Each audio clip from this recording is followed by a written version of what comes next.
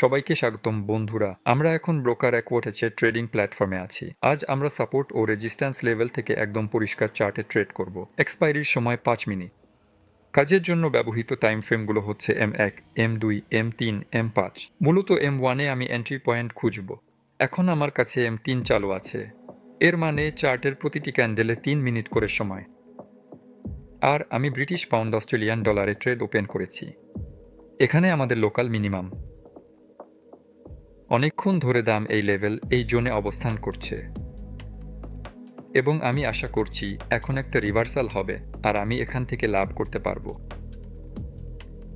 দেখা যাক সামনে কি যে হয়। ইউরো কানাডিয়ান ডলারেও আমি বাই ঊর্ধ্বমুখী ট্রেড ওপেন করব। একই ব্যাপার, লোকাল মিনিমাম। দাম এখনও এই জোন ভাঙতে পারছে না। আমি আশা করছি এখান থেকে দাম উপরের দিকে ঘুরে দাঁড়াবে। চলুন দেখি এরপর কি আছে আমাদের। তো ইউরো, ব্রিটিশ পাউন্ড।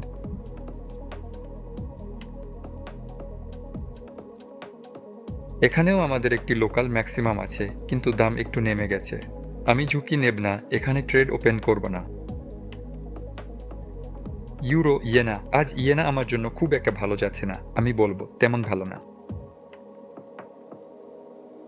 দেখা যাচ্ছে ইয়েনার দাম অনেকটা পড়ে যাচ্ছে। যেমনটা দেখছেন দাম উপরের দিকে যাচ্ছে। আপাতত আমি মনে করি ইয়েনা নিয়ে কিছু করব না। যা হচ্ছে না সেটা না করাই ভালো। অথবা যদি কিছুটা বুঝতে না পারেন তাহলে এখানেও ট্রেডে ঢোকা থেকে বিরত থাকাই ভালো। চলুন একটি টাইম ফ্রেম চালু করি, দেখি আসলে এখন আমাদের এখানে কি হচ্ছে। অস্ট্রেলিয়ান ডলার, সুইস ফ্রাঙ্ক, আমি এখানে ডাউন ট্রেড ওপেন করব। এখানে আমাদের ডাউন ট্রেন্ড শুরু হয়েছে। দাম ফিরে এসেছে সেই জোনে, খুব গুরুত্বপূর্ণ ব্রেক করা জোনে কনফার্মেশনের জন্য। ট্রেন্ড চালিয়ে যাওয়ার সম্ভাবনা অনেক বেশি।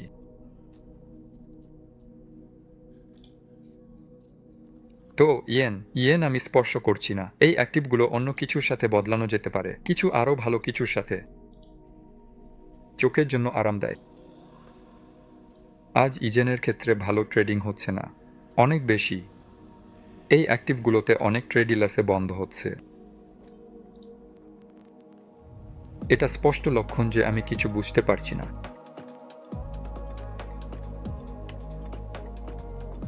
আর আমাদের সিগন্যালগুলোও খারাপ, আগের মতোই।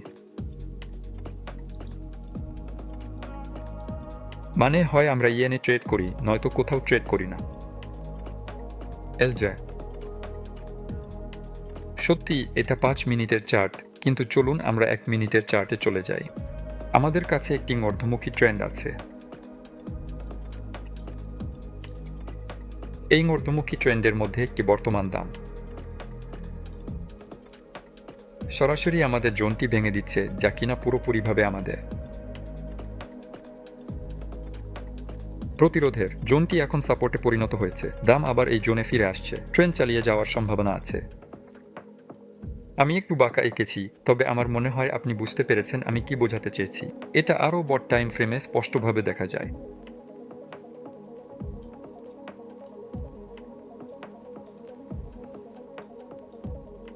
এভাবেই আমাদের দামের চলাচল ঢেউয়ের মতো। আর আমি একটি বাই ট্রেড ওপেন করেছি। আচ্ছা, যেহেতু এটা 5 মিনিটের চার্ট, হ্যাঁ আমি খেয়াল করিনি। অস্ট্রেলিয়ান ডলার, আমাদের দাম এখন সাইডওয়েতে আছে। এখানে সাইডওয়ে একটু ছোট, তবুও দাম এখানেও ঢেউজের মতোই চলছে। এখানে অপ্রসঙ্গক্রমে ডাবল বটম তৈরি হয়েছে। সম্ভবত এখানে ট্রিপল বটমও তৈরি হতে পারে। এই জোনের উপরের সীমা থেকে আমি সেল ট্রেড ওপেন করেছি। এদিকে আমাদের ট্রেডগুলো বন্ধ হতে শুরু করেছে। এখানে ব্রিটিশ পাউন্ড আমাদের কাছে একটু আছে, একটু কম পড়ে গেল। হ্যাঁ, দাম উপরে উঠেছে, কিন্তু এখন দেরি হয়ে গেছে। শেষ কয়েক সেকেন্ডে ট্রেডটা লসে বন্ধ হয়েছে, খুবই দুঃখজনক।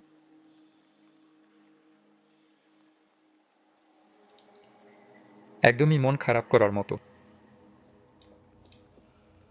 তাহলে ইউরো কানাডিয়ান ডলারে আমাদের হাতে 2 শূন্য সেকেন্ড, একটু কম। আশা করি একই পরিস্থিতি আবার হবে না এবং ট্রেডটা ঠিকঠাকভাবে বন্ধ হবে। হ্যাঁ, এখানে আমাদের সবকিছু ঠিক আছে। চলুন আরও দেখি। ডলার কানাডিয়ান ডলার আপাতত লাভে আছে।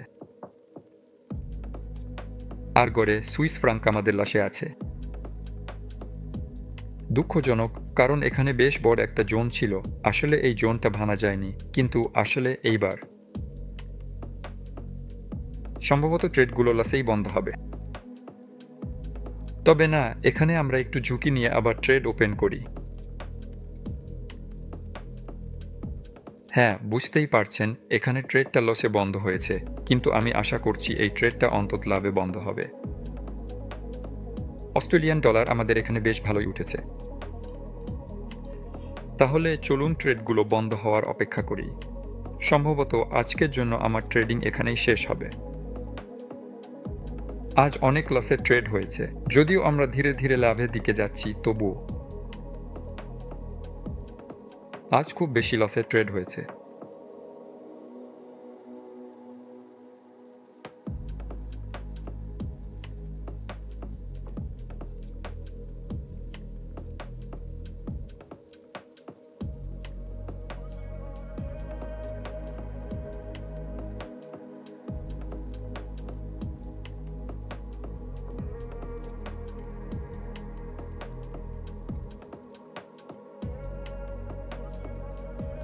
আমাদের শেষ ট্রেডটি এখন বন্ধ হচ্ছে। মনে হচ্ছে এটি লসে বন্ধ হচ্ছে। 5 সেকেন্ড বাকি, ফলাফল জানতে পারব, কিছুই হচ্ছে না। হ্যাঁ, সম্ভবত ট্রেডটি লসে বন্ধ হবে। এন্ট্রি পয়েন্টের একটু ওপরে ছিল, আর তখনই পতন শুরু হলো, কিন্তু এমনটা হয়েই থাকে। এটাই আজকের সবচেয়ে খারাপ ট্রেডিং সেশন। আমাদের 3টা ট্রেড লাভে, 3টা ট্রেড লসে গেছে। ব্যাস, আজকের জন্য সত্যি এখানেই ট্রেডিং শেষ করছি। আজ ট্রেডিংয়ের জন্য খুব একটা ভালো দিন ছিল না।